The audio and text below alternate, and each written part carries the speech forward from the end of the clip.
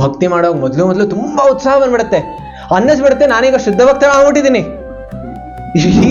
ಈಗ ನಾನು ನೇರ ಭಗವಂತನ ಧಾಮಕ್ಕೆ, ಈಗ ನೆಕ್ಸ್ಟ್ ಸ್ಟೆಪ್ ಅಲ್ಲೇ, ಇಲ್ಲಿ ಬಿಟ್ಟರೆ ನಾನು ನೆಕ್ಸ್ಟ್ ಸ್ಟೆಪ್ ಅಲ್ಲೇ ಹೋಗ್ಬಿಡ್ತೀನಿ.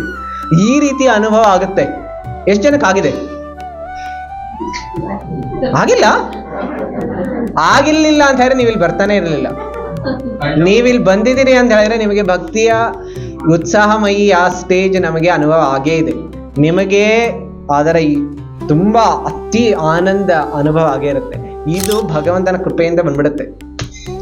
ನೆಕ್ಸ್ಟ್ ಸ್ಟೇಜ್ ಇದೆಯಲ್ಲ, ಅದು ಘನ ತರಲ. ಏನು ಮೇಲೆ ಹೋಗುತ್ತೆ ಮತ್ತೆ ಕೆಳಗಡೆ ಬಂದ್ಬಿಡುತ್ತೆ.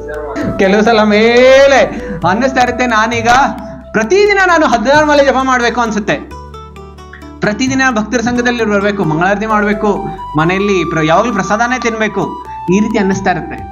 ಇದು ಘನ ಅಂದ್ರೆ ತುಂಬಾ ಮೇಲೆ ಹೋಗುತ್ತೆ ಕರ್ವ್. ಆಮೇಲೆ 6ನೇ ದಿನ ಜಪ ಮಾಡೋದಕ್ಕೆ ರುಚಿ ಬರ್ತಾ ಇಲ್ಲ.